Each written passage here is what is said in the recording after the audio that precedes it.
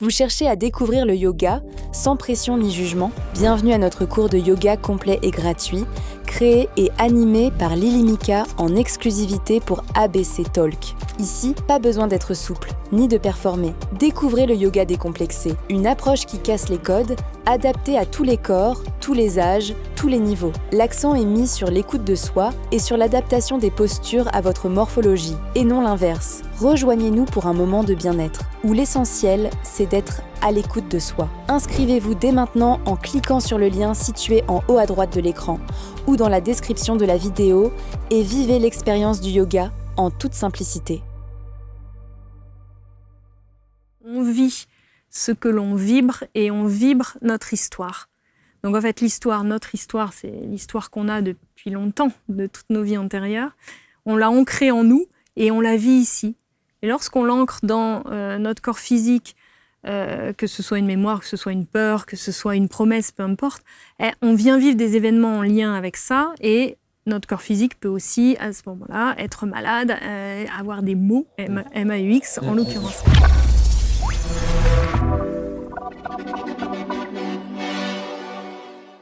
Bienvenue, accueillons Lucille Frichet, installée sur les canapés. Bonjour Lucille. Bonjour à Bonheur tous. de vous retrouver. Ah oui, avec plaisir. Mais on a enregistré quand la première émission? C'était au mois de juin, non? Oh non, c'était il y a un an. Ah, il y a un an? Ouais, il y a un an. Bon, merci d'être là encore une fois. Quelle mouche vous a piqué pour avoir l'envie de revenir? Ah, belle question. Quelle mouche m'a piqué? Alors, c'est plutôt l'envie de partager la suite.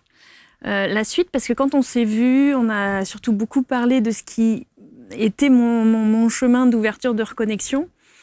Et il alors, s'est passé des choses depuis. Il s'est passé tellement de choses et il y avait le besoin d'aller déposer, proposer, partager tout ce qui s'est passé. Alors, vous êtes médium? Oui.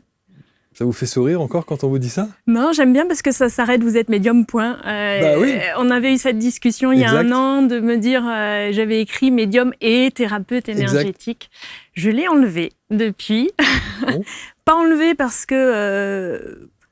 Si, je m'étais un petit peu cachée derrière au démarrage, mais je l'avais justifié parce que j'utilise les énergies pour aller me connecter, aller faire des soins. Mais objectivement, aujourd'hui, je suis médium. Ouais. Vous êtes médium. Alors, on va redonner quelques grandes lignes, évidemment, de ce parcours. On est obligé d'y revenir pour ceux qui n'auraient pas vu, bien sûr, la première émission et voir l'évolution des choses. Car, depuis, effectivement, la première émission que nous avons enregistrée, il s'est passé beaucoup de choses pour vous. D'abord, de bons retours suite à ce que vous avez dit. Est-ce que ça a surpris certaines personnes, peut-être de votre entourage, des gens qui ne vous connaissaient pas nécessairement sous cet angle ? J'ai pas eu de surprise autour de moi. En tout cas, on m'en a pas fait ce retour-là. Des très bons retours. Et ce qui a été assez marrant, c'est que ma première réaction à moi, ça a été de me dire « Oh là là, j'espère j'ai pas dit trop de bêtises ». Mais vu le retour des gens que je recevais, je me suis dit c'est que en fait, j'ai pu partager, c'était vraiment l'objectif, le parcours que j'avais fait, non pas pour servir de leçon, mais justement pour servir d'ouverture et dire en fait, on est plein dans cette situation-là, d'avoir à un moment donné une ouverture qui se présente. Et je trouve que la partager, c'est quand même quelque chose de magique pour ne pas se sentir seul et partager aussi ce qui s'est passé pour les uns et les autres. Voilà. Je le dis souvent, l'Internet, c'est super, ça permet de faire du stop, c'est-à-dire de se rencontrer plus tard sur la route. Et comme j'aime marcher ma parole, comme le disent les Indiens, eh bien c'est simple. Je vais vous rencontrer cette année, je vais faire une petite tournée avec ABC Talk TV et je vais pouvoir partager avec vous ces moments difficiles que nous traversons, se posant des questions mais aussi en s'ouvrant à des réponses différentes de celles habituellement données et ainsi porter la voix dans ce temps déraisonnable du cœur et de la créativité qui peut inspirer chacun quand il ose marcher dans le monde avec confiance. Il y a des thèmes très forts qui peuvent être portés, comme l'anxiété, bien sûr, quand on ne peut pas imaginer le futur, mais il y a aussi la famille qui est en train de changer, il y a ce chaos dans lequel on arrive. Tous ces thèmes, il y en a 6, eh bien, sont très différents, mais permettent à chaque groupe d'aller chercher son besoin. Et c'est dans cette dynamique étrange où rien n'est planifié d'avance que je vous attends avec joie, bien entendu.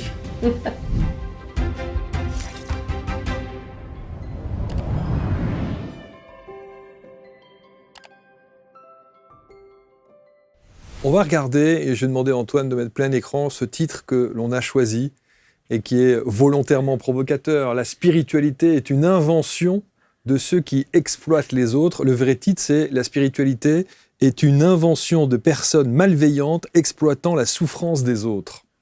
C'est ça le vrai titre.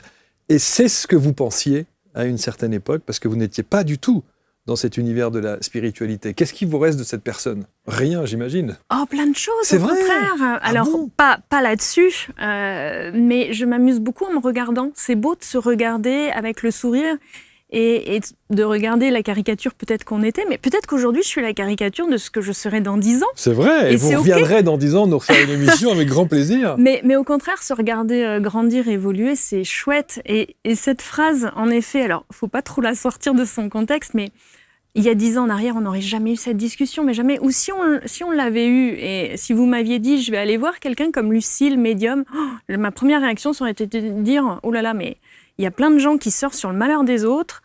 Moi, je pense qu'il faut faire attention. Et j'étais là. J'étais sûre que c'était des bêtises, tout ça. Donc, je pensais véritablement qu'il y avait des gens qui surfaient sur le malheur des autres pour pouvoir se faire de l'argent, pour être tout à fait honnête. Absolument. Mais cette injonction que l'on entend, et qu'on entend encore aujourd'hui, vous avez énormément de gens. Alors, bien sûr qu'il ne s'agit pas d'essayer de convaincre. Chacun fait son chemin, chacun prend ce qu'il a à prendre, et on est respectueux de tout cela. Mais lorsque vous vous retrouvez face à une injonction comme celle-ci, d'abord, est-ce que ça vous est déjà arrivé ? Plus depuis mon ouverture, en fait, voilà, en effet.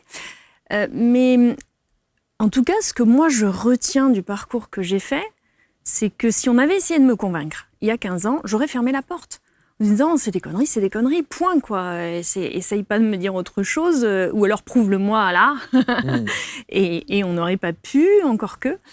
Donc, j'avais pas l'ouverture nécessaire, c'était pas le moment pour moi. Donc, en fait, moi, j'observe là où en sont les gens, c'est quand on a cette ouverture-là, c'est que c'est le moment.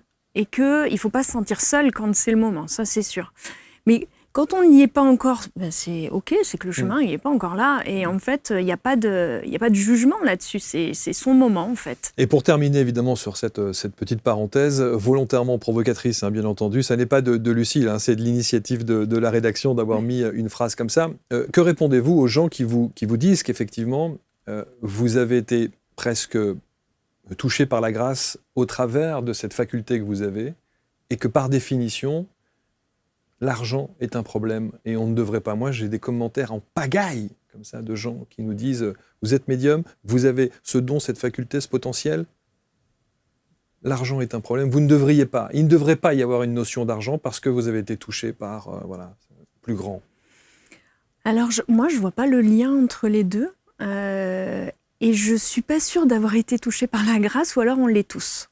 Parce que moi, je suis certaine qu'on a tous cette connexion en soi, et simplement qu'il est à chacun le temps de faire son ouverture et de trouver comment faire. Et c'est bien là la question. Après, la difficulté, moi, que j'ai rencontrée plutôt dans ce changement de posture, c'est que j'étais responsable juridique et RH dans un grand groupe. Et socialement, c'est tellement plus facile d'aller expliquer aux gens qu'on est responsable juridique d'un grand groupe que médium. Et forcément, mais ça c'est comme toute activité, quand on se lance, eh bien, y a tout à construire en fait autour de ça. Mais la première chose à construire, c'est sa propre posture, sa propre place, d'assumer cette place. Et alors assumer une place de médium, je vais autant vous dire que faut un petit peu bosser sur soi, son ego, ses propres freins, clairement, ses propres peurs aussi, au travers de ça. Et l'aspect financier peut faire partie d'une des peurs au travers de ça. C'est pour ça que pour moi, il n'y a pas un lien de cause à effet. Il y a quelque chose qui est en soi et qui vient de quelque part, mais en tout cas qui est une conséquence de la posture qu'on va aller prendre, qu'on décide ou pas d'ailleurs de prendre. En tout cas, voilà, refermons la parenthèse et revenons évidemment un petit peu sur votre histoire et ensuite sur la continuité évidemment de cette histoire et notamment cette nécessité, ce besoin viscéral presque de transmettre. Alors, besoin viscéral, en fait, c'est même... je ressens profondément depuis le début, depuis même presque les premiers mots que j'ai entendus, que c'est mon rôle. C'est mon rôle de transmettre. Il m'appelle le messager depuis le début. J'étais pas... en fait, j'ai pas compris exactement ce que ça voulait dire. Un messager, pour moi, il recevait des messages. Très bien, je prends les messages, allez-y, j'écoute. Et en fait, au fur et à mesure que j'avance, je me rends compte que je ne suis pas là pour prendre les messages pour les autres, je suis là pour transmettre le champ des possibles aux uns et aux autres. Je me sens un peu comme le scribe de l'univers, c'est-à-dire je suis en train de prendre en note ce qui pourrait exister. Attention, je ne dis pas que je sais tout ce qui existe, loin de là. Mais en tout cas, tout ce que j'ai pu expérimenter, toutes les possibilités que l'on a et que l'on peut déployer tous, si on comprend ce qu'on est venu faire ici. Donc en fait, ça fait partie de mon rôle ici, je pourrais dire de ma mission, mais le mot est moins fort, je trouve. C'est ce que j'incarne en fait ici. Je suis venue faire ça, écouter ce qui se passe et finalement expliquer avec des mots les plus simples possibles, comme il a fallu qu'il me l'explique, pour le transmettre. Donc mon rôle à moi, c'est de transmettre. Ils, ce sont vos guides. Les guides et les énergies qui nous accompagnent, parce qu'il y a des guides, mais il y a bien d'autres énergies, oui. Alors on va revoir un petit peu, parce qu'encore une fois, si vous ne connaissez pas Lucille, vous allez vite comprendre qu'il y a un gouffre entre ce que vous êtes aujourd'hui et ce que vous étiez avant, même si bien entendu vous êtes la même personne, mais c'est vrai que vous venez quand même d'une famille, je ne sais pas si le mot cartésien est bien approprié, mais j'imagine que c'est du cartésien plus quand même.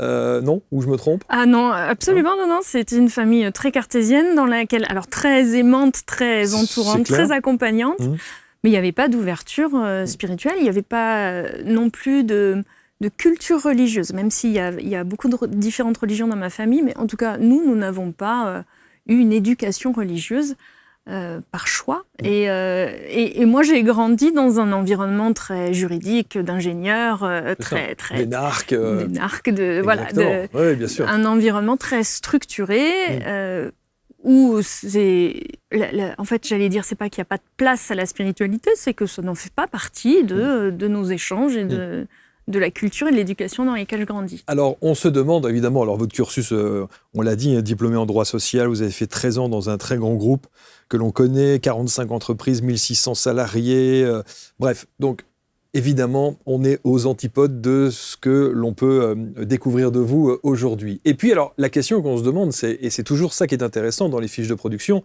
c'est le fameux déclencheur. Qu'est-ce qui a fait qu'un jour... Bon. Et vous, tout vous arrive via une pratique qui est simple, qui est censée être simple, qui est la méditation. C'est au travers de la méditation que vous recevez tout ça. Comment d'abord la méditation entre dans votre vie ? Eh bien, j'ai eu une maladie qui est une maladie auto-immune, qui est la spondylarthrite, qui génère des inflammations de toutes les articulations, bon, pour faire très simple.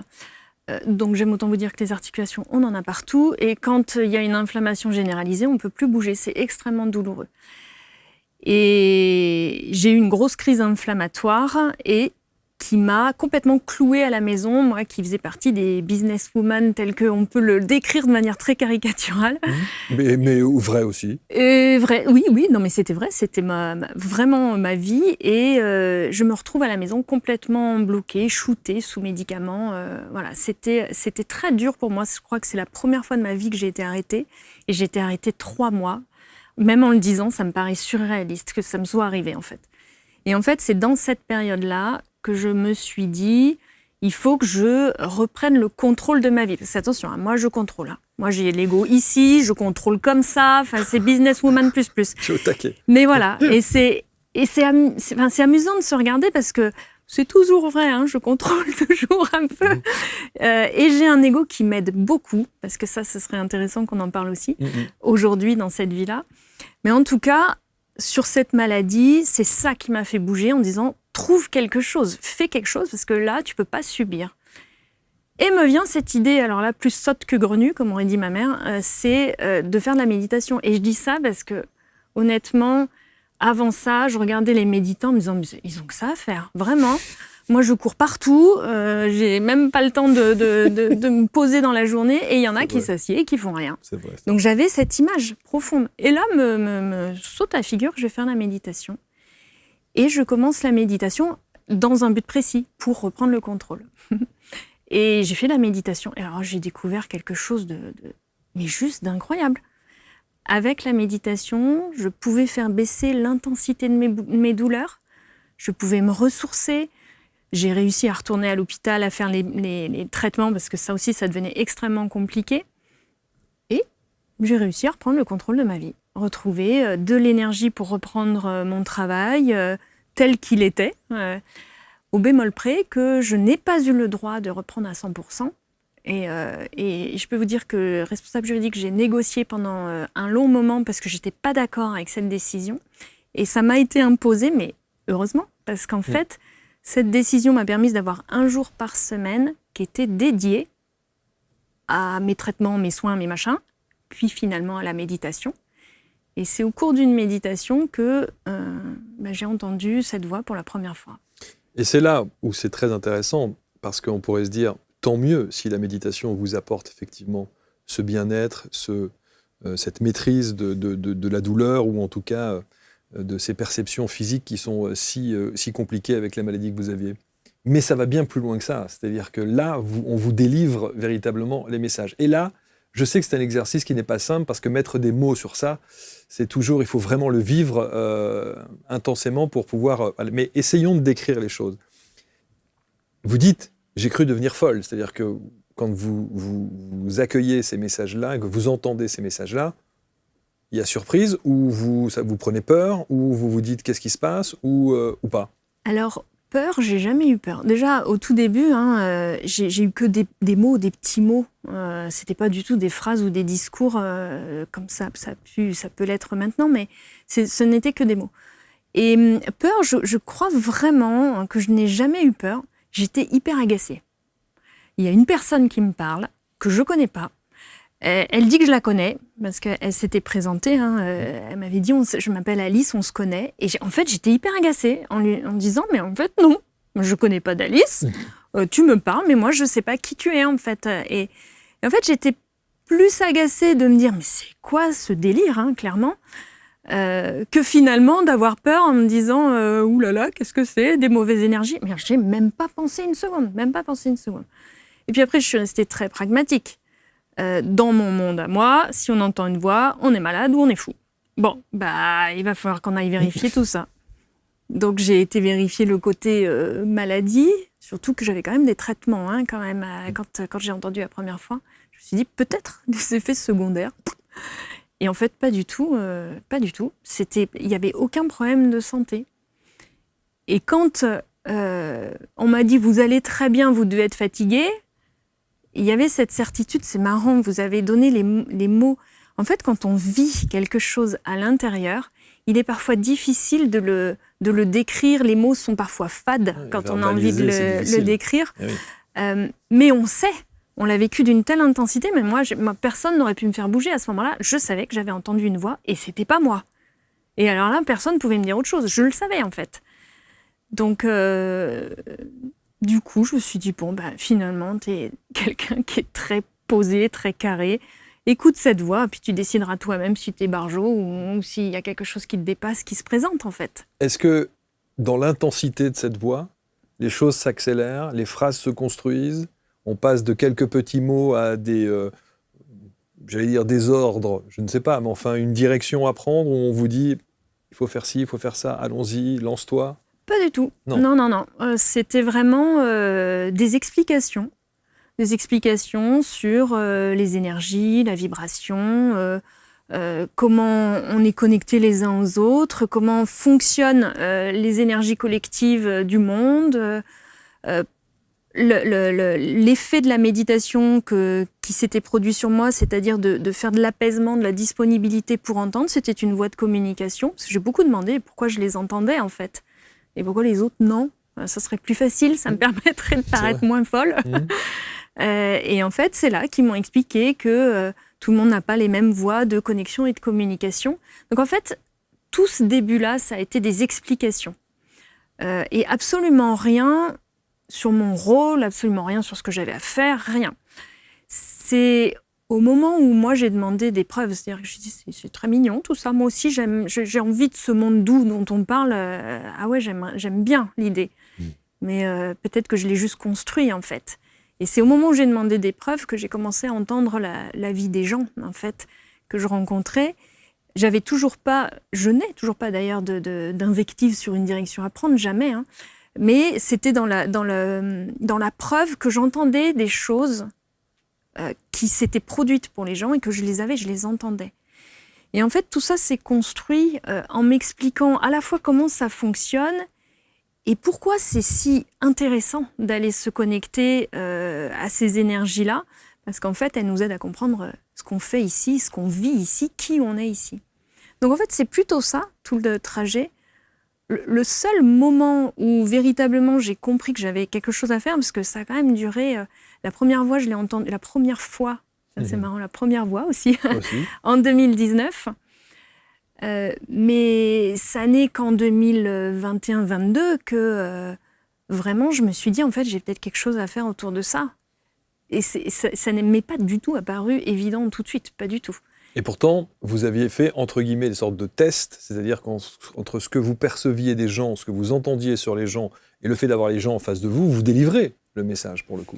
Alors oui, alors ça c'est toujours... c'est très touchy, hein, c'est sûr que c'est compliqué. Je me suis retrouvée dans des situations pas possibles, mais ma position de RH me permettait d'avoir une proximité qui était favorable à pouvoir vérifier ce que je venais d'entendre, parce que forcément c'était quasiment tout le temps, alors pas toujours, mais quasiment tout le temps du domaine personnel, et quelque chose de forcément que les gens ne m'avaient pas délivré. Donc, c'était quelque chose que j'abordais. J'avais entendu qu'une personne, son conjoint était parti. Donc, délicatement, j'avais demandé comment elle allait, voilà, pour ouvrir une porte, tendre une perche, mais sans non plus aller l'obliger à me raconter sa vie. Déjà que je l'avais entendu, je trouvais que c'était pas très correct, en fait, d'entendre des choses sur les gens qui n'avaient rien demandé. Et en même temps, ça me permettait d'être présente pour cette personne de la manière dont elle en avait besoin. Mais vous savez, moi je trouve que tous les RH devraient être médiums ou devraient travailler leur faculté de perception. Vous vous rendez compte ? Mais c'est un atout pour un chef d'entreprise, dans une holding par exemple, ou autre, qui a un service RH, ça doit être absolument génial. Moi j'adorerais que dans les équipes, il y ait quelqu'un qui ait cette faculté. Vous allez dénouer sans doute des choses, des non-dits, des choses que les gens n'osent pas dire. Vous rentrez au cœur de choses parfois très intimes et peut-être résoudre des problématiques qui vont ensuite avoir un impact sur l'entreprise, sûr. Mais il y en a plein des gens comme ça. Il y en a plein des gens qui sont sensibles à ce qui se passe autour d'eux, qui ont une perception de ce que vit l'autre sans même qu'il l'ait dit. Les gens qu'on aime beaucoup aller voir pour raconter nos histoires, ce sont des gens qui ont cette ouverture, alors j'allais dire très naturelle, très intuitive. On retrouve beaucoup de ces personnes-là dans les soignants ou dans les RH, en effet. Mais moi, le rêve que j'ai, c'est que tout le monde soit connecté à ça. Vous vous rendez compte ? Ça voudrait dire qu'on est dans l'ouverture à l'autre, on est dans l'ouverture à soi et dans l'ouverture à l'autre. C'est-à-dire qu'on a à la fois la compréhension de ce qui nous arrive, pour ne pas d'ailleurs déborder sur les autres, et on est disponible pour l'autre pour être à la juste place dont il a besoin.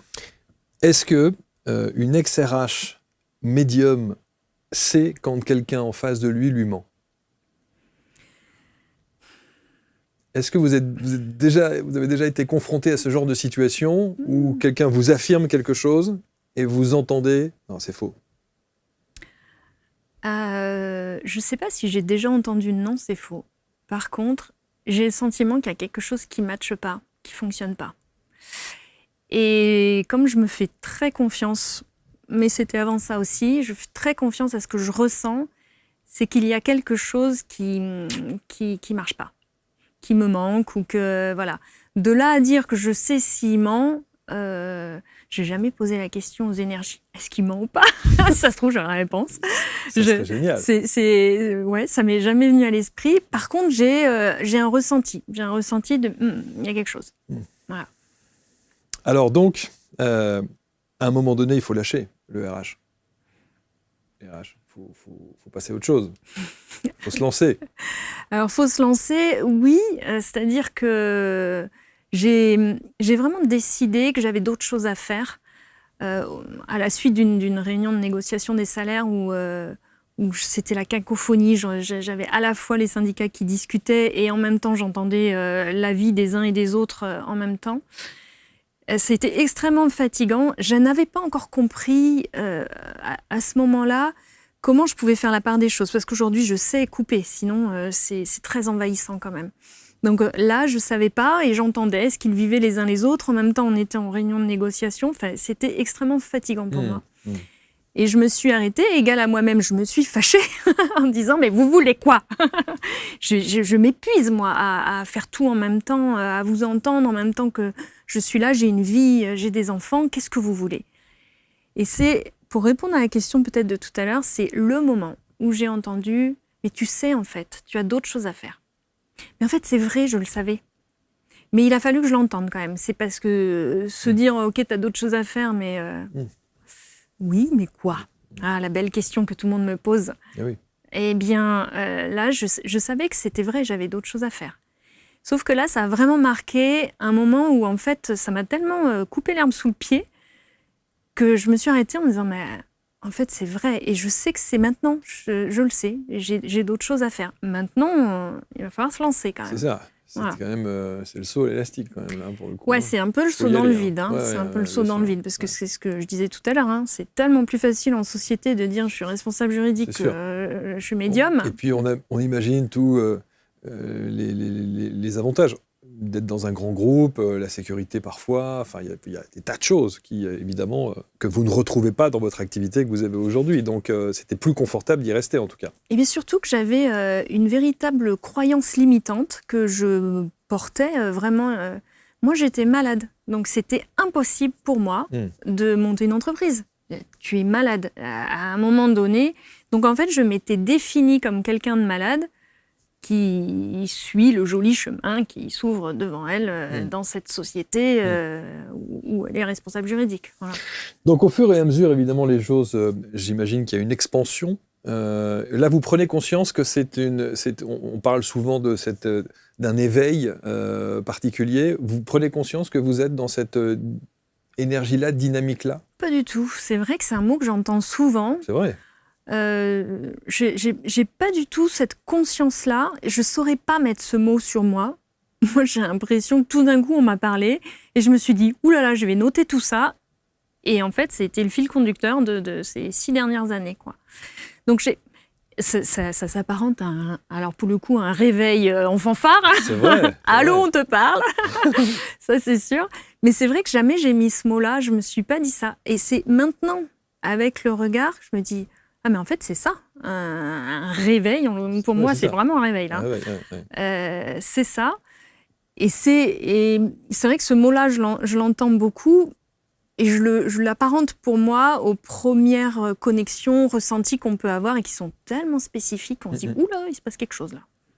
Et vous dites que, et c'est là où ça peut paraître abyssal quand on quitte quelque chose de très confortable pour évidemment s'orienter vers autre chose, vous dites que votre guide vous explique tout, pas à pas. Le process de transformation, d'évolution, hop, vous avez tout, on vous dit exactement comment procéder. En fait, ce qu'il m'explique depuis le début, c'est comment ça fonctionne. Et ça, c'était hyper structurant parce que moi, je connais rien, mais rien. La première fois qu'ils m'ont dit il faut monter en vibration, je dis donc, tu prends un escabeau, tu montes et tu fais la vibration dans l'escabeau. Ça veut dire quoi ? C'est sûr. Donc en fait, ils ont mis des mots très simples. Les énergies qui m'accompagnent ont mis des mots très simples. Ils m'ont montré des images pour m'aider à comprendre ça. Et tout ça, je le décris exprès comme ça parce que c'est hyper structurant quand on ne sait pas du tout ce qui se passe et qu'on te montre exactement ce que ça veut dire, on te montre l'ouverture où ça t'amène et du coup, tu comprends ce que tu as à en faire. Donc c'est là où je ne vais pas dire du tout qu'ils m'ont dit fais ça, puis fais ça, puis fais ça. Ils n'ont pas fait ça. Ils m'ont expliqué en fait comment tout fonctionnait pour me dire enfin, ben, tu vois, tu as tout. Vas-y, parce que là, par contre, il faut aller déployer ça pour le partager. C'est ton job. Va partager tout ce que tu as vécu. On dit souvent que la maladie, en tout cas le message du corps, c'est nous faire comprendre aussi qu'il y a un changement de vie radical à avoir.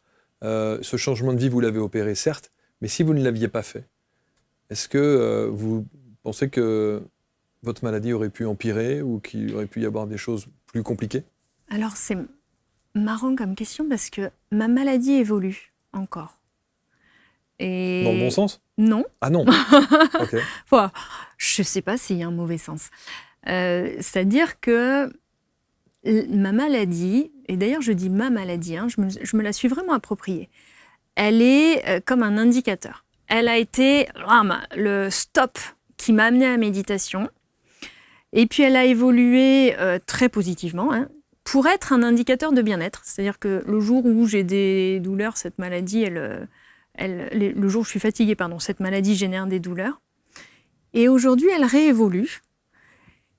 Et en fait, je suis dans un nouvel apprentissage. Donc, elle vient par le biais de la maladie, je récupère des enseignements aujourd'hui. Donc, est-ce qu'elle aurait évolué, empiré ou pire encore si j'étais restée ? Je n'en sais rien. Ce qui est sûr, c'est que je pense que je me serais éteinte.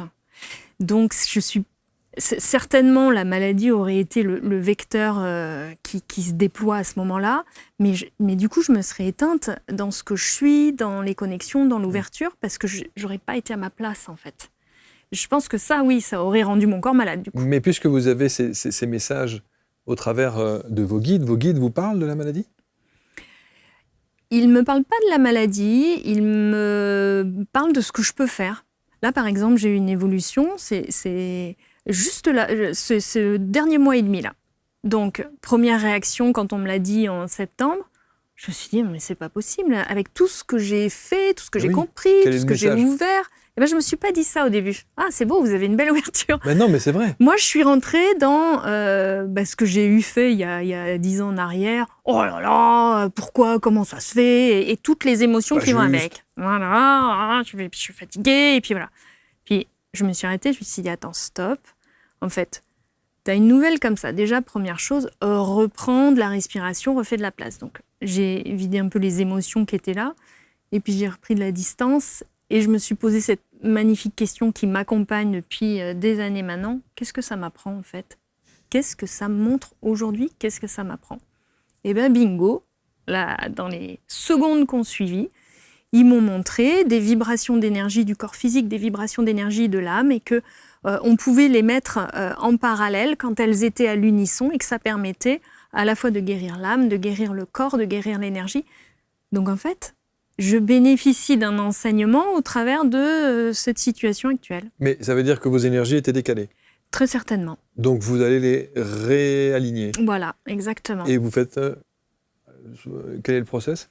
Eh ben, j'utilise d'abord la méditation et l'énergie. C'est pour ça que je ne dis plus thérapeute énergétique, mais voilà, pour être vraiment disponible pour faire circuler l'énergie déjà dans mon corps physique. Parce que si on est dans un bouillon d'émotions qui vient nous enserrer, on n'est pas disponible. Donc ça, c'est la première chose, c'est s'être réancré et de pouvoir faire circuler. Et puis après, je vais monter sur des plans de soins, des plans de vibration qui sont plus élevés, où on peut bénéficier de soins et où, en fait, j'ai les images, en fait, alors, tout le monde n'a pas des images, mais c'est ma façon de récupérer l'information aussi, des différentes vibrations, mais je vous les fais, ça fait comme des petites vagues comme ça. Et j'en ai une qui correspond au corps, une qui correspond à mes corps énergétiques et une qui correspond à mon âme. Et ça, vous les voyez ? Ouais. Donc vous n'êtes plus dans la clairaudience, il y a même plus, vous êtes dans la clairaudience, clairvoyance, il y a tout là. Oui. Les choses évoluent visiblement. Complètement. Non, mais les choses, elles évoluent. C'est aussi l'objet de pourquoi on se retrouve ici, parce que, en fait, de quelques mots, et on passe à quelques phrases, et puis après, des échanges vraiment où je peux communiquer avec eux en posant des questions. Maintenant, il y a des images, il y a des endroits spécifiques, il y a des émotions, il y a la connexion au corps d'une autre personne où je ressens ces émotions. C'est très, très, très puissant. Alors, on va revenir sur cette évolution, mais il y a quand même quelque chose, moi je me dis, comment se fait-il que maintenant que vous avez presque respecté ce que vous ressentez, les messages de vos guides, les les directives, en tout cas les choses. Bon, on pourrait se dire, qu'est-ce que vous attendez pour soulager Lucille de ces maux physiques? Eh bien, déjà, quand on regarde juste les indicateurs médicaux, ils sont identiques à ceux que j'avais en 2016 quand ils m'ont arrêté 3 mois. Je ne vis pas du tout la même chose, pas du tout. Donc déjà, c'est complètement différent. Donc j'observe, tiens, complètement différent. Et puis ensuite, je crois qu'on est tous là, présents pour apprendre. Eh ben, je suis en cours d'apprentissage et pour moi, c'est OK parce que j'ai des choses à apprendre encore, à comprendre encore, j'ai des choses à équilibrer, évidemment. Et à transmettre. Et à transmettre. Et à transmettre, mais du coup, vrai. ça passe par là. Alors, on va parler évidemment tout à l'heure de la manière dont vous avez envie de transmettre, parce qu'il y a un petit nouveau dans cette évolution. Il y a cette école Oui. que vous avez envie de mettre en place, que vous mettez en place depuis peu d'ailleurs, depuis septembre là. Alors, l'école depuis septembre. Oui. Septembre 2025, on va y revenir dans le détail dans un instant. Et restez là, écoutez bien, parce que ça va, je pense, d'abord vous sensibiliser. Et tous ceux qui ont ces ressentis-là et qui n'arrivent pas nécessairement à savoir comment, est-ce que c'est mon ego, pas mon ego, et on va revenir sur l'ego, parce que là, il y a quelque chose de puissant aussi à aller explorer. Vous allez entendre tout ça. Mais un mot sur l'ego. Parce que vous avez dit tout à l'heure, revenons sur l'ego. Et moi, j'associe souvent l'ego, je dis ego, mental, ego. Ça, ce sont des perceptions. Et je sais que, 100% des gens qui regardent et qui sont dans un questionnement, parce que ceux qui ont déjà évolué et qui sont comme vous dans cette évolution-là, ne se posent plus la question. Mais ceux qui s'interrogent encore, c'est mon mental, c'est mon ego, c'est ceci, c'est cela, qu'est-ce que vous répondez à ces gens-là ? Eh bien, j'aimerais bien juste leur partager ce que moi j'ai vécu. Je pense que j'ai un mental qui est fort, très fort, qui prend beaucoup de place, et un ego très élevé qui prend beaucoup de place. Et pourtant, je suis connectée aujourd'hui. J'ai fait cette disponibilité pour être connectée.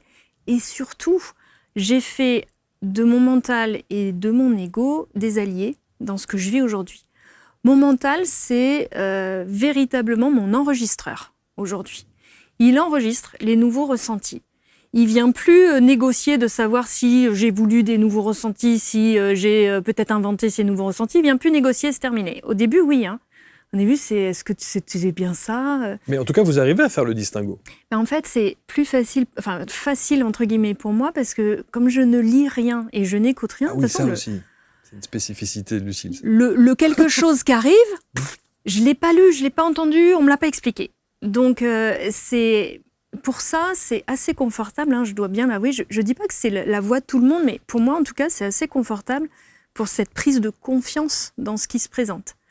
Une image qui arrive, personne ne m'en a jamais parlé, c'est que j'ai cette image, je ne sais pas encore ce qu'elle veut dire, donc je l'enregistre. Hop, j'ai besoin du mental. Il n'est pas en train de discuter de si j'ai eu l'image ou pas. Il est juste en train d'enregistrer les détails.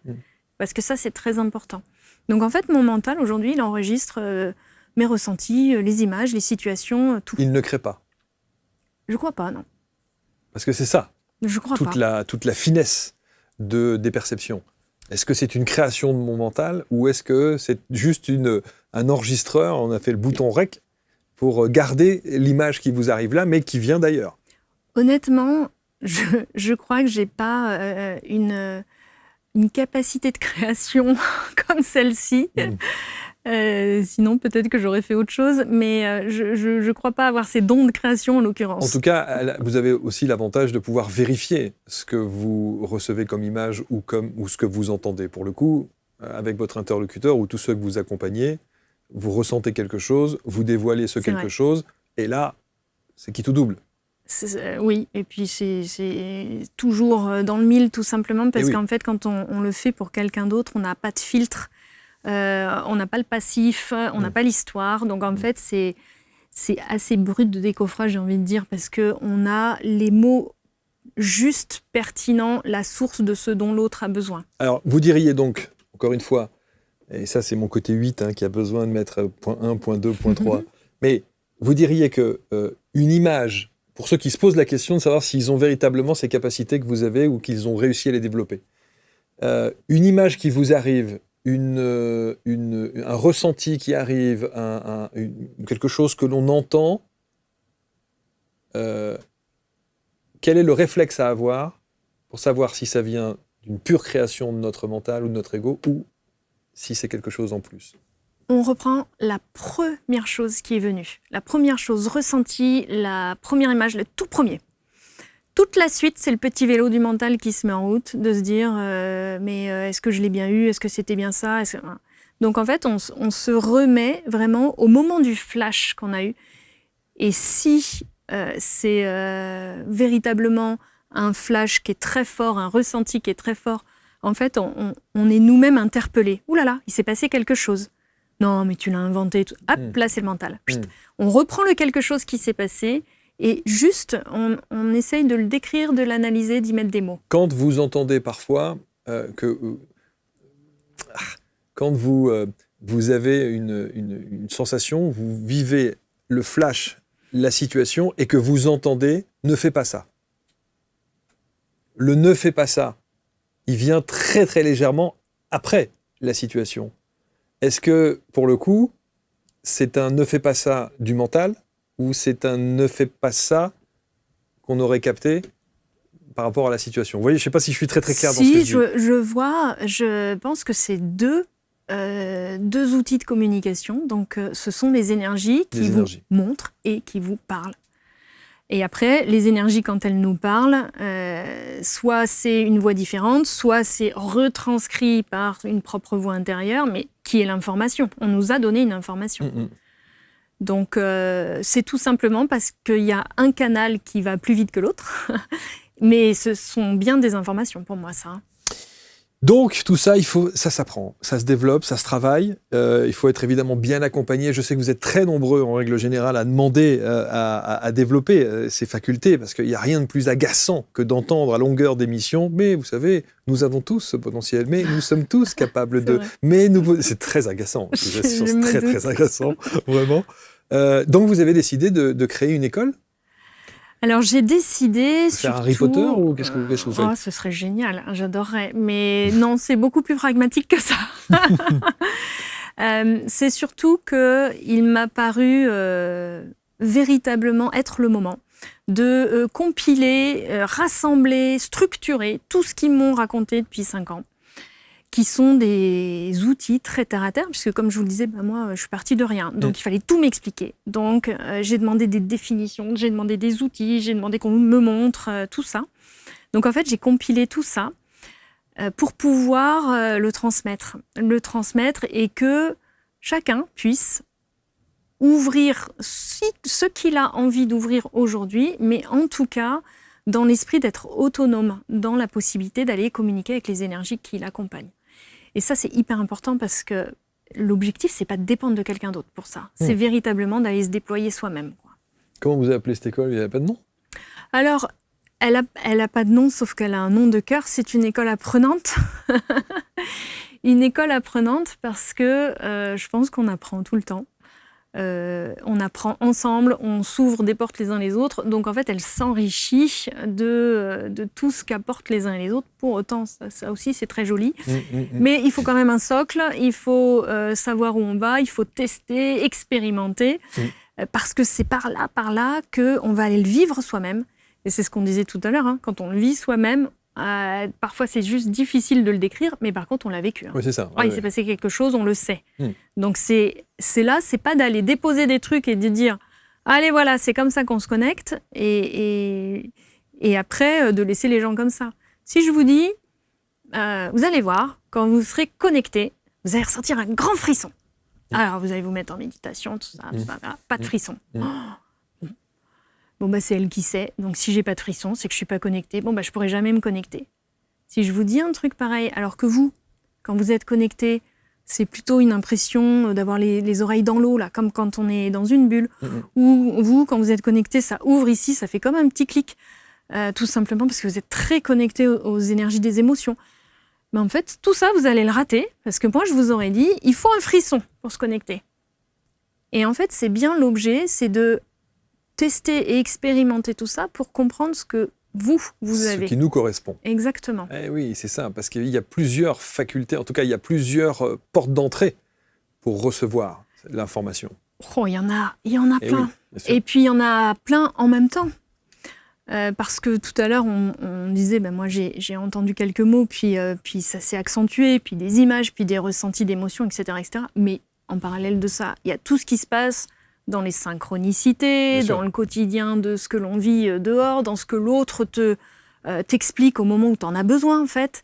Donc, en fait, il y a tous les outils de communication, mais il y a tous les messages qui sont là tout autour de nous. Donc, c'est aussi l'ouverture, l'observation de ce qui s'y passe. École apprenante, donc, 3 socles, 3 modules, visiblement. Le socle de base, le module d'approfondissement et le module sur les soins en connexion. Donc, vous avez bien structuré les choses. Ça, c'est la RH qui structure. Racontez-nous dans le développement de ces 3... D'abord, ça dure combien de temps ? Combien de temps pour suivre le cursus complet ? Alors, le cursus complet, c'est vraiment un accompagnement sur 5 mois où on va se voir toutes les semaines en visio et où on a 2 présentiels de 3 jours parce que ça, on en a besoin pour vivre les choses ensemble, les expérimenter. Donc dans le sud, hein ? Dans le sud, oui. Dans le sud. Okay. Ça, c'est le cursus complet. Pour autant, pour ceux qui veulent... j'allais dire juste, mais c'est énorme déjà, ouvrir les outils de communication avec les énergies qui les accompagnent, il y a ce fameux socle de base que j'appelle les ateliers, en fait, pour aller apprendre à communiquer, à comprendre comment on se connecte, à comprendre quel outil on peut utiliser pour communiquer et savoir quelles questions poser. Parce que là, on se retrouve un peu des fois en se disant je lui dis quoi maintenant que je peux communiquer, je fais quoi ? Donc c'est toute la base. Donc ça, je l'ai montée depuis longtemps en fait. Cette base-là, elle est sur ces ateliers. Je l'anime depuis plus de 3 ans maintenant par groupe. Et là, je l'ai déployée pour qu'elle puisse être en e-learning, pour que chacun puisse le faire à son rythme. Ça, c'est important parce que c'est pour moi la base de ce qui va permettre d'accentuer cette communication. Si on a l'outil pour communiquer, on va après aller ouvrir des tas de choses. C'est sûr. Deuxième module. Et donc la suite, elle a été ouverte surtout parce que j'ai entendu depuis 3 ans là, mais qu'est-ce que je fais avec ça ? Qu'est-ce que je fais avec ces ressentis ? Et puis tu sais, moi, j'ai un peu la trouille. Qu'est-ce que je vais trouver ?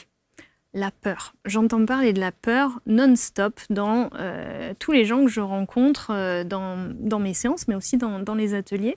Je suis assez fasciné par ça. Je ne comprends pas qu'il puisse y avoir... merci. Peur. Je ne comprends pas ça. Alors moi non plus. Alors fantastique, on est au moins 2. Moi je trouve que c'est tellement extraordinaire de développer ça qu'il n'y a aucune appréhension à avoir. Alors on va vous dire oui, mais peut-être vous ne savez pas qui vous canalisez, quels sont les messages, d'où ça vient, blablabla. On entend ça aussi. C'est ça. Moi j'entends ça et j'entends beaucoup aussi qu'il y a des choses qui ont fait peur. Oui. Et on ne sait pas trop mettre de mots, mais du coup, j'ai eu peur. Bon, moi, je dis, pour ne pas avoir peur, il faut comprendre ce qui se présente et comprendre ce qu'on peut faire, en fait, notre rôle. Donc, en fait, c'est l'objet de la suite du module 2, de l'accompagnement sur 5 mois, c'est véritablement d'aller accentuer sa connexion, sa communication, pour aller comprendre son histoire, ou l'histoire des personnes qu'on accompagne, parce que ça s'adresse à la fois à ceux qui veulent le comprendre pour eux-mêmes, mais aussi à ceux qui veulent accompagner. Et donc, aller comprendre l'histoire de l'âme, son âme ou de l'âme des personnes, donc ses vies antérieures, ce qui s'y est passé, pourquoi il y a peut-être des freins, des limitations que l'on vit ici, mais en fait qui ont une source dans des vies antérieures, comment on les enlève. Aller comprendre toutes les énergies qui nous entourent, que ce soit les énergies qui nous accompagnent, que ce soit des énergies de défunts, que ce soit des énergies plus basses. Là, je peux comprendre que ça fasse peur, mais une fois qu'on a compris ce qu'on avait à faire, en fait, il n'y a plus de peur à avoir. Et donc, en fait, on va aller comprendre les énergies qui peuvent être autour de nous et ce qu'on peut faire, notre rôle auprès de ces énergies-là. Est-ce qu'on doit récupérer un message ? Est-ce que je dois accompagner un défunt ? Ou est-ce que je dois faire quelque chose auprès des énergies plus basses ? Je vous raconte une anecdote sur les énergies basses, parce que je communique jamais, très peu là-dessus. Parce que déjà que les gens me disent qu'ils ont peur, alors en plus, si je communique là-dessus, je me suis dit, oulala, voilà. Mais ça va faire le lien avec l'ego dont on a parlé juste avant. Les guides qui m'accompagnaient ne m'ont jamais parlé des énergies basses. Jamais. Je commence mon activité de médium, ils m'avaient toujours pas parlé des énergies basses. Et les gens me disaient, oui, mais il y a des trucs bizarres, ça fait peur, machin. Alors, jamais vécu de trucs qui faisaient peur, moi. C'était que des énergies qui nous accompagnent. Donc, je questionne mon guide en lui disant, mais est-ce que tu peux m'expliquer? On me parle de trucs du bas astral, je sais quoi. Montre-moi, explique-moi. Et puis, mon guide me fait ça, passe à autre chose. Ça veut dire, ça te concerne pas, passe à autre chose. Du coup, je me suis énervée. Je m'énerve beaucoup quand je comprends pas. En disant, alors, vous me dites que je dois accompagner les gens, mais si je comprends même pas ce qu'ils sont en train de me partager, comment je peux les accompagner? Je vais me coucher. Et là, la nuit, il m'emmène, ça je saurai qu'après, mais dans un endroit qui est en effet le bas astral. Alors je le dis pas pour que tout le monde le projette, je le dis juste parce qu'en fait, je l'ai expérimenté pour aller voir ce que c'était. Une espèce de pétrole noir où il y a des bestioles et des formes, et voilà. Une bestiole noire m'est montée dessus, j'ai hurlé, sauté du lit. Mon conjoint qui a qui a allumé la lumière, qui me voyait chercher la fameuse bestiole qui m'était montée dessus, qui me dit non mais il y a rien. Je dis bon, sauf que c'est ce qu'on se disait tout à l'heure aussi, je l'ai vécu. Alors là, je le sais. Alors, les gens vont vous dire, ok, vous avez fait un mauvais rêve. Eh bien, je me suis levée le lendemain matin en me disant, j'ai fait un mauvais rêve, il était pas cool celui-là, parce que vraiment, je l'ai bien vécu. Et là, j'ai mon guide qui m'a dit, tu voulais voir, on t'y a emmené, c'était pour que tu comprennes. Maintenant, regarde, on peut enlever toutes ces énergies très basses. Il suffit de comprendre que certaines personnes ont les pieds dans ces énergies basses, d'autres en ont récupéré, mais qu'en fait, ça s'enlève, tout simplement. Donc ça, c'était ma première expérience d'énergie plus basse, mais au final, pour en retirer que tout ça, c'est juste des agglomérats d'énergie, d'émotions très basses qui se sont agglomérées. Ben voilà, on va les enlever, c'est tout. Et en fait, le comprendre, ça permet de s'en libérer. Et la deuxième expérience qui va faire appel à l'ego, c'est pour ça que je veux vraiment vous la raconter, c'est que j'accompagne une personne et puis on va aux archives akashiques et j'entends une grosse voix qui me hurle dessus « T'as pas le droit !» comme ça. Ouh là là! Alors ma première réaction, ça a été de me dire « Ouh là là, qu'est-ce que c'est ?» Donc je me suis un peu figée. Et puis après, l'ego a repris le dessus. En me disant « Mais attends, en fait, non mais déjà, 1, tu me parles pas comme ça. Et 2, tu me grilles pas dessus, quoi. Mais s'il y a un truc à me dire, en fait, tu me le dis, mais tu me cries pas dessus. » Et en fait, c'est marrant parce que je parle de l'ego à ce moment-là, parce que j'ai vraiment ressenti, je me suis sentie me figer, me recroqueviller, puis me dire, non mais attends, en fait, il me parle pas comme ça. Et là, l'expansion où je me suis retrouvée à pouvoir être dans la situation, d'avoir l'explication, en effet, c'était une énergie plus basse qui essayait de... Donc on peut tenir tête à une énergie plus basse. Ah non, mais c'est mieux que ça. C'est pas tellement pour tenir tête, c'est même pour comprendre. Elle nous apprend quelque chose. S'il y a une énergie basse qui est présente, c'est qu'on a vécu quelque chose. Oui. En tout cas, quand on parle de peur, c'est l'influence d'une énergie basse sur l'être humain incarné que nous sommes. C'est ça qui fait peur. Tout à fait. Ouais. Alors qu'en fait, ce que l'on vit ici, c'est ce qu'on peut aussi aller comprendre et éventuellement aller libérer quand on a besoin de libérer. Donc en fait, on est tout aussi puissant que ces énergies-là. Donc le fait de le comprendre, ça... mais il n'y a plus de peur à avoir. Le fait de comprendre qu'on peut avoir des défunts qui prennent contact avec nous parce qu'ils ont besoin d'aide, il n'y a plus de peur à avoir, il n'y a que de l'amour à leur donner pour que justement, ils puissent aller continuer leur chemin. Alors, l'école donc de Lucille Frichet, on a dit 5 mois, le socle de base évidemment, déjà pour comprendre, avec la découverte des canaux de connexion, évidemment, apprendre à poser les bonnes questions, à bien structurer les choses pour commencer. Ça existe depuis un petit bout de temps, mais c'est englobé maintenant dans ce package de formation sur 5 mois, on l'a dit. Le module 2, on vient d'en parler pour vraiment se mettre en action. Oui, c'est vrai. Et puis le module 3, où là, on parle des soins. Alors le module 3, je l'ai appelé soins, mais pour moi, on est déjà en train de faire des soins quand on est connecté et qu'on va comprendre son histoire. On est déjà en train de soigner son âme, on est déjà en train de soigner ce qu'on est en train de faire ici. Donc en fait, c'est la continuité. Ce sont les soins en connexion. Pour moi, un vrai grand soin, il va aller chercher à la fois ce qui se passe au niveau de son histoire, l'histoire de son âme, il va chercher ce qui se passe au niveau de ses énergies, et il va chercher au niveau de ce qui se passe dans son corps physique. Donc en fait, on va pouvoir aller décrypter tout ce qu'il est nécessaire d'aller comprendre, libérer, enlever pour la personne sur ces 3 plans-là, l'âme, les énergies et le corps physique. Donc ça va aller jusqu'à, évidemment, des soins énergétiques, mais qui ne sont pour moi qu'une petite partie de ce qu'on a à faire, puisqu'en fait, la phrase que j'entends depuis le début qui me porte, c'est « on vit ce que l'on vibre et on vibre notre histoire ». Donc en fait, notre histoire, c'est l'histoire qu'on a depuis longtemps, de toutes nos vies antérieures. On l'a ancrée en nous et on la vit ici. Et lorsqu'on l'ancre dans notre corps physique, que ce soit une mémoire, que ce soit une peur, que ce soit une promesse, peu importe, on vient vivre des événements en lien avec ça et notre corps physique peut aussi, à ce moment-là, être malade, avoir des maux, M-A-U-X en l'occurrence. Donc en fait, on va aller apprendre à soigner les 3 plans, l'âme, l'énergie et le corps physique. Et puis, pour moi, ce qui est très beau aussi, c'est d'aller soigner les lieux. Donc, il y a à la fois les soins des personnes et les soins des lieux, parce que ça nous fait faire des connexions magiques avec les énergies des lieux. Et les lieux sont aussi porteurs d'histoire, sont aussi porteurs de mémoire, d'énergie, sont parfois porteurs de passage d'âme. Donc, il y a besoin aussi d'aller équilibrer ces lieux.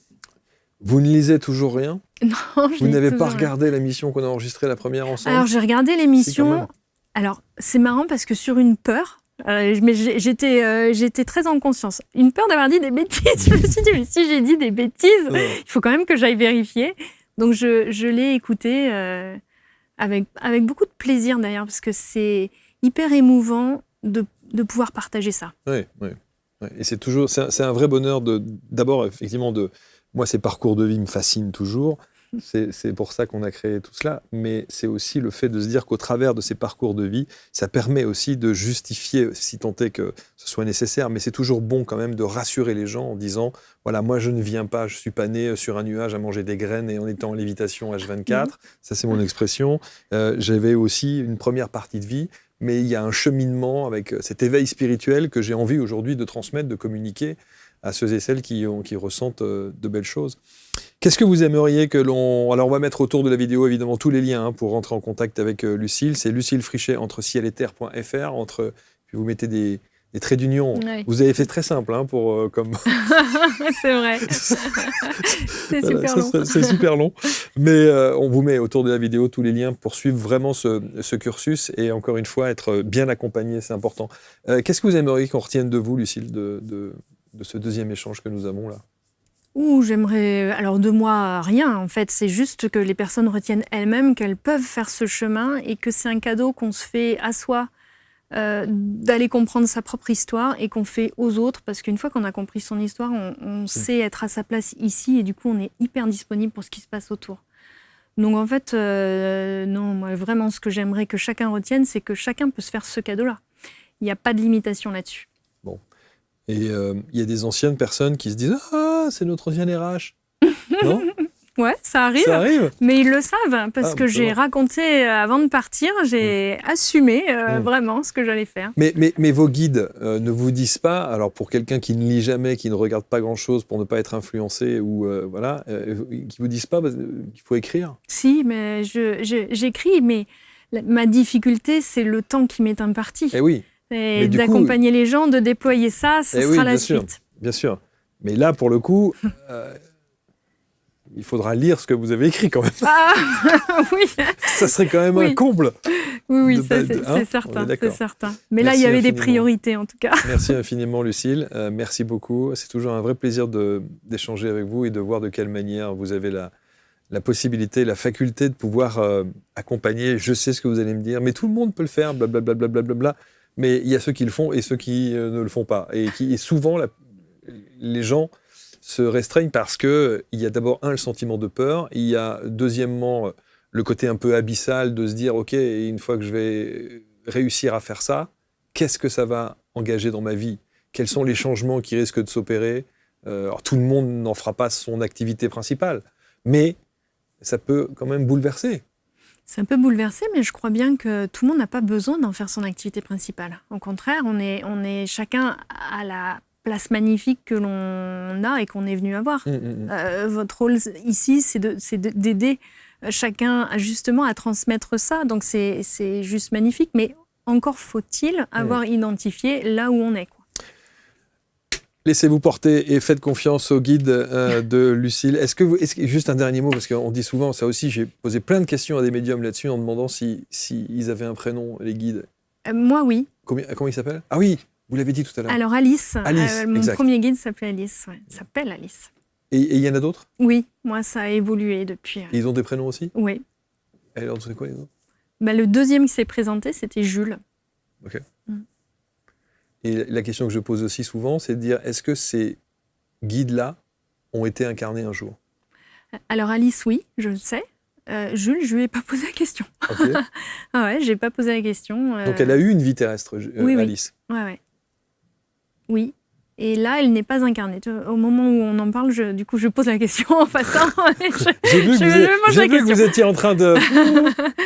Je pose la question en même temps et Jules, j'ai pas de réponse. Mais Alice n'est pas incarnée aujourd'hui, mais elle a été incarnée. Et Jules, je ne sais pas, il me répond pas. Mais en tout cas, il ne l'est pas en ce moment. Bon. Ils vous disent, est-ce qu'ils ont pas le remerciement facile, mais est-ce qu'ils ont la faculté de dire on est fiers de toi? Ils ont, on est fiers de toi, oui, ils ont surtout la faculté de soutenir énormément. Énormément, au moindre moment de doute ou quand il y a de la fatigue ou un petit peu en recul, tout de suite, il se passe des choses où ils viennent vraiment alimenter le fait qu'ils sont là, qu'ils soutiennent et que c'est le bon endroit, c'est le bon chemin, c'est là qu'il faut aller. Et quand ils poussent comme ça les gens, enfin quand ils vous donnent cette notion de comprendre et ensuite d'expérimenter et de mettre en application, ils doivent s'agacer presque que tout le monde ne le fasse pas. De manière automatique ou de non, parce que c'est avec beaucoup de bienveillance tout ça. J'imagine, bien sûr. Oui, mais du coup, ça laisse jamais de place à agacement parce que alors autant moi je me suis agacée quand je comprenais pas, mais ils ont recommencé des explications avec des images, donc eux ne se sont jamais agacés que moi je comprenne pas. Et j'ai pas le sentiment qu'ils s'agacent de nous. Alors parfois ils sont un peu piquants. Quand ça fait 3 fois qu'ils vous posent les trucs sur le chemin, ils font remarquer. Ça fait 3 fois quand même. Ok. Ou passe à autre chose, c'est vraiment, c'est bon, tu le sais en fait, passe à autre chose. Magnifique, prenez soin de vous. Merci. Merci infiniment Lucille, vous commentez avec bienveillance comme toujours. Vous avez tous les liens pour entrer en contact avec Lucille, avec ses équipes et bien sûr avec cet accompagnement et cette école. École de, vous avez dit, école? C'est déployer votre potentiel de connexion et de soin. C'est pas un nom d'école, ça. C'est mon école apprenante. L'école apprenante. Alors, il faudra faire un l'école apprenante, point quelque chose. Bon, allez. Ça marche. Merci infiniment. À très Merci. bientôt pour une prochaine rencontre. Merci à tous.